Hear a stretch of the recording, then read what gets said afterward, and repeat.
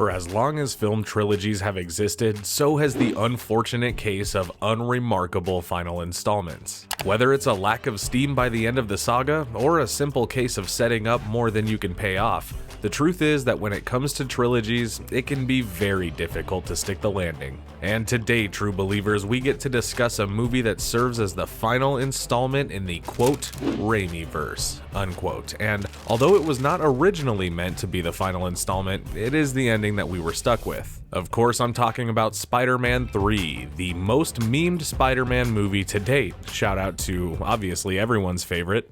I'm gonna put some dirt in your eye. This movie is divisive among Spider-Man fans, with a sprinkle of nostalgic cult fandom over a generally disliked final product. After the massive success of Spider-Man 2 and the exploding box office numbers that comic book films were starting to generate, Sam Raimi and the folks at Sony were locked in to make this movie and committed to the project immediately after Spider-Man 2 was released. And to no one's surprise, the hype leading up to this movie was at an all-time high. Fans were more invested in these movies than ever before, thanks to the universally loved second film. And with the cast all set to return and some exciting new faces being added to the roster at the last minute, the masses were eager to see what adventures were in store. And we're gonna get into all of that, but what we really want to know is, how does this movie hold up 15 years later? Let's find out in today's episode of Marvel Revisited. How's the pie? So good.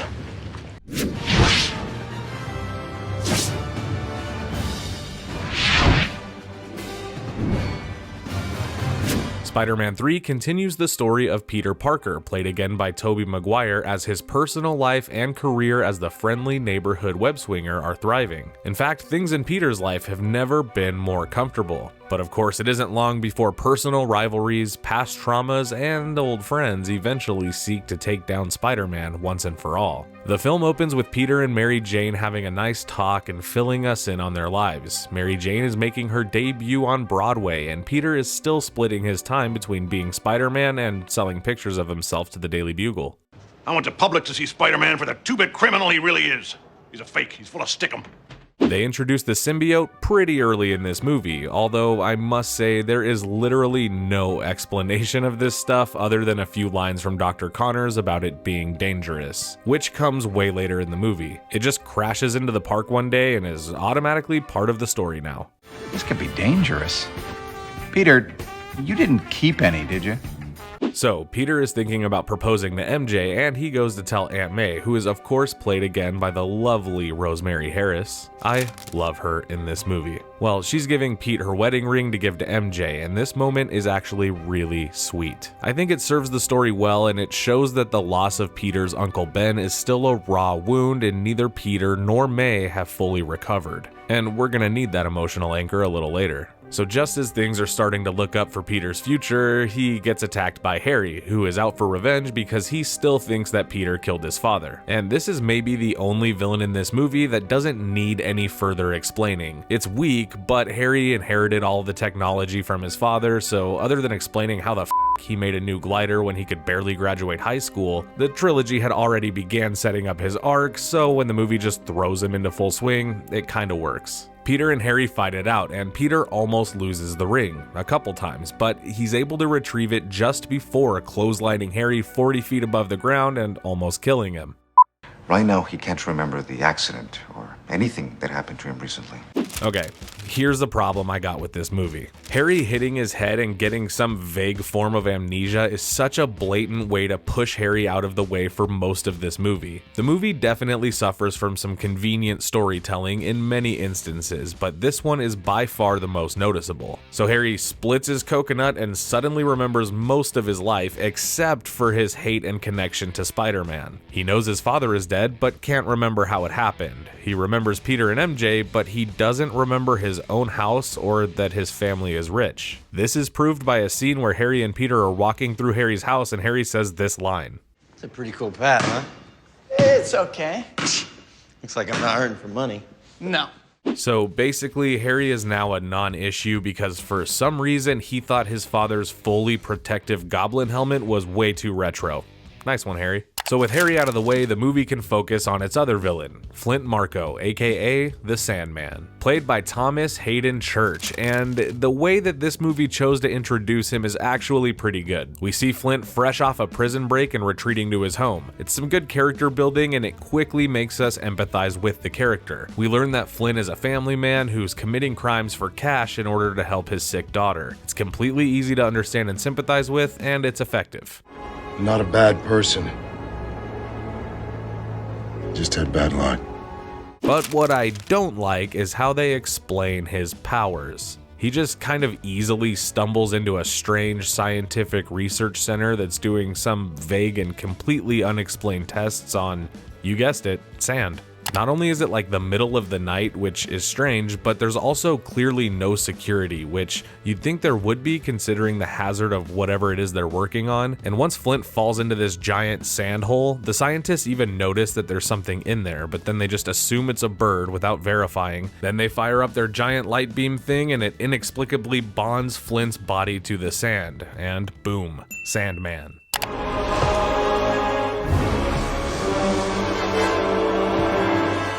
I dig the Sandman look and the special effects in this movie. Like, wow, it looks amazing. But that quick armchair explanation of how he got his abilities is absolute bullshit, so moving on. Now, the core struggle of this movie is Peter's identity crisis. Is he Peter Parker? Is he Spider-Man? Can he be both? These are questions that we're meant to ask, and this is kind of why this movie works overall. The scenes of Peter and Mary Jane talking about the future but constantly being on different pages is my favorite part of this entire movie. Peter's becoming very self-involved as Spider-Man, and so Peter's behavior begins to drive his loved ones away, with MJ not feeling like she has a place in Peter's life and Aunt May learning that Flint Marko is the man who killed her husband and he's still on the loose. All of this is amplified, of course, by the reintroduction to the symbiote.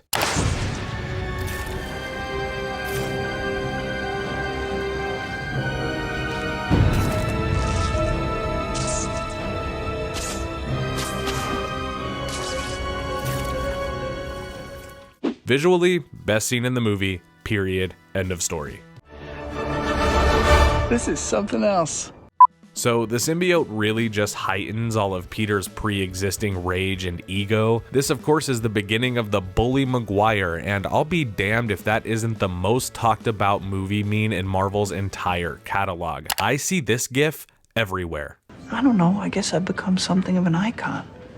So I'm not gonna beat a dead spider, but this part of the movie is either lame or hilarious depending on who's watching it. Personally, other than this one shot,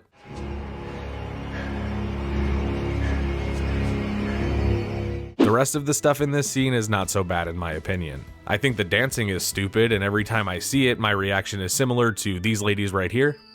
But it's otherwise interesting enough. I like that Peter's idea of a confident, cool guy is to act like a complete maniac and talk like a 1950s noir detective.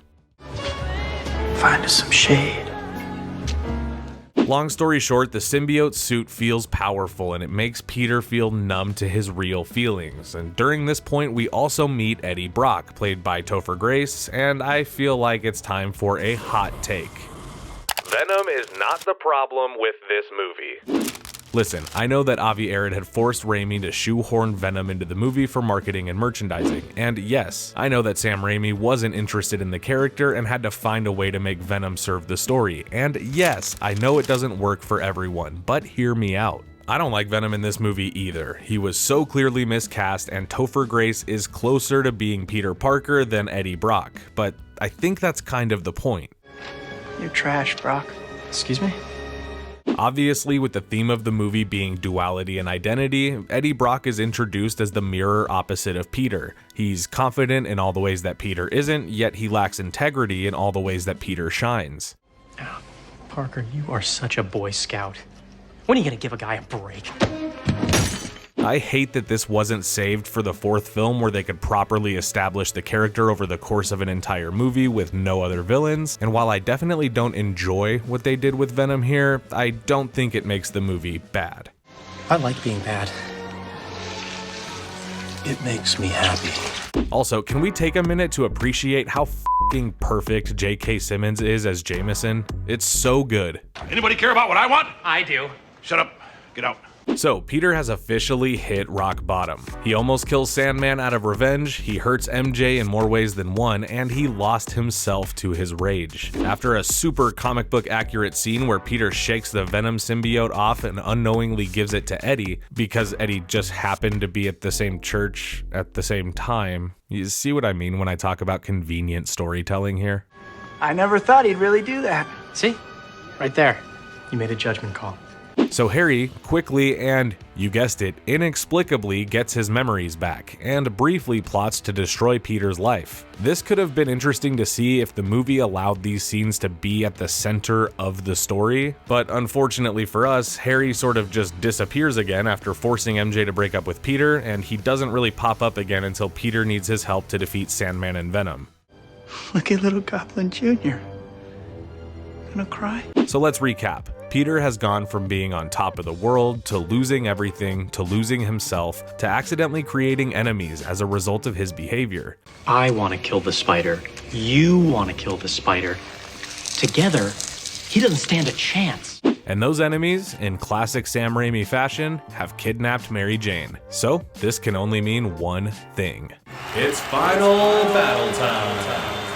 So let's look at what we got here. Flint Marko is trying to get Spidey out of the way so that he can commit his crimes and save his sick kid. Eddie now has the symbiote and wants to kill Peter out of jealousy and revenge for Peter humiliating him. And we have Spidey himself finally back to his full heroics and motivated to save MJ and right the wrongs he's created. But just like the filmmakers, we forgot all about Harry.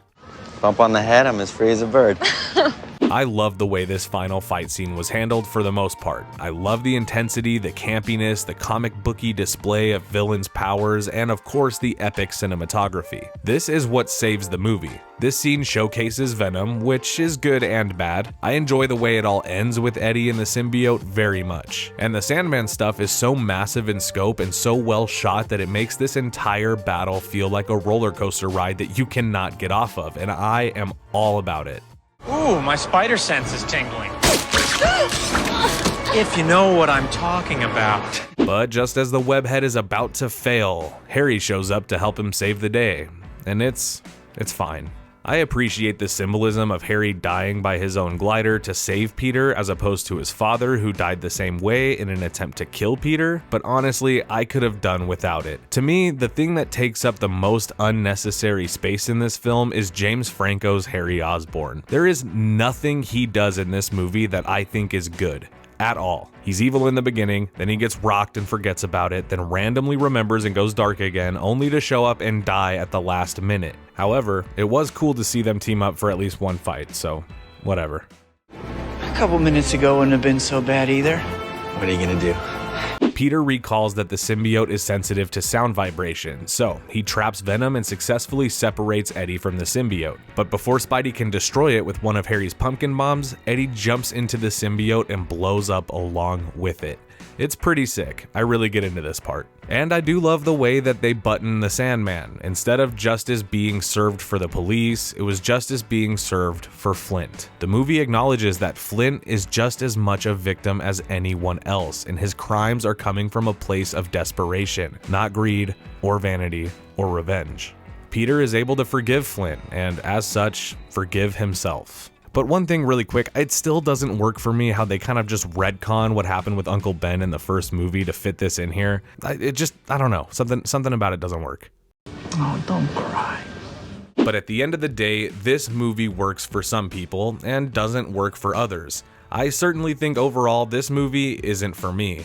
But with that being said, there are things within this movie that make up some of the character's best movie moments. I'll give respect where it's due. Sam Raimi made the best movie he could make with the ridiculous demands from the studio and the producers. And I don't think it deserves to be shelved, but I'll stick to Spider-Man 2 when I'm in the mood for a friendly neighborhood adventure. You know what I mean? Now, this is a divisive movie, so I must know. What do you think about Spider-Man 3? Do you love it? Do you hate it? And do you think we'll see Tobey Maguire again in Secret Wars? Comment it all down below, and we will see you next time on Marvel Revisited. Go get him, Tiger.